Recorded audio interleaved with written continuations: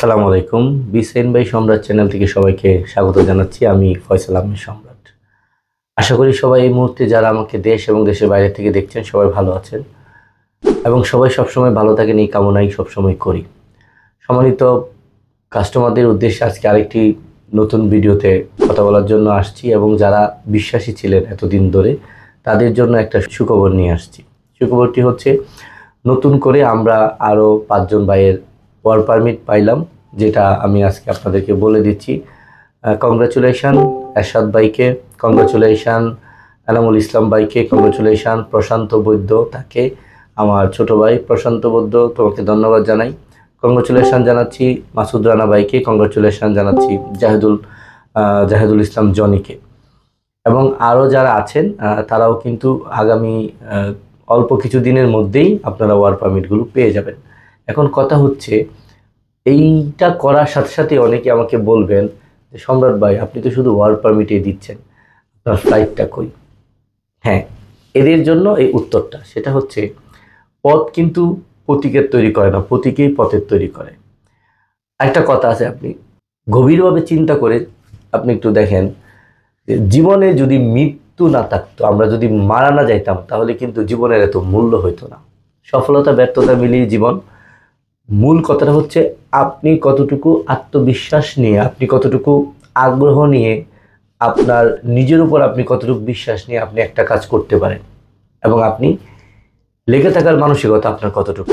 সফল হওয়ার জন্য যারা বিদেশ যাত্রাতে সফল হতে চান, এবং আমি যে বিজনেসটা করি আমার জন্য মনে হয় এই কথাটা খুবই যায়, যেটা হচ্ছে লেগে থাকার মানসিকতা, ব্যর্থ হওয়ার পরেও আবার নিজেকে মোটিভেট করে কাউকে না কাউকে বিশ্বাস করেই সামনে এগিয়ে যাওয়ার মনোভাব, এবং সর্বোপরি বিশ্বাস নিয়ে ধৈর্য ধারণ করে আমার কাজটা সম্পন্ন করা।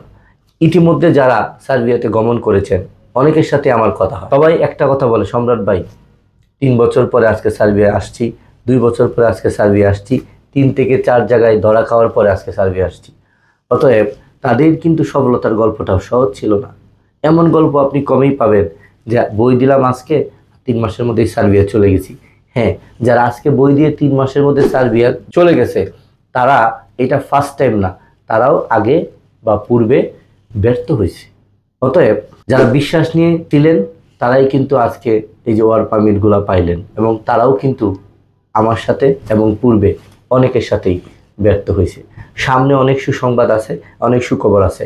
ততদিন পর্যন্ত আল্লাহ যদি আমাকে হায়াত দারাজ করে অবশ্যই ভালো কিছু দিব, এই প্রত্যাশা রাখছি। নতুন করে সার্বিয়ার জন্য আবার আমি পাসপোর্ট নিচ্ছি এবং গত 8 দিন আগে আমি একটা ভিডিও করেছিলাম, এটার অফারটাও প্রায় শেষ 10 দিনের জন্য, যেটা 2 দিন আছে। এখন যারা বই দিবেন তারা এখনই সিদ্ধান্ত নেবেন এই ভিডিওটা দেখার মাধ্যমে। সুন্দর একটা অফার চলছে, আমি একটু শিথিলায়ন করে দিছি পেমেন্ট সিস্টেমটাকে, এটা আমি বহাল রাখতে চাচ্ছি এই মাসটা জুড়ে।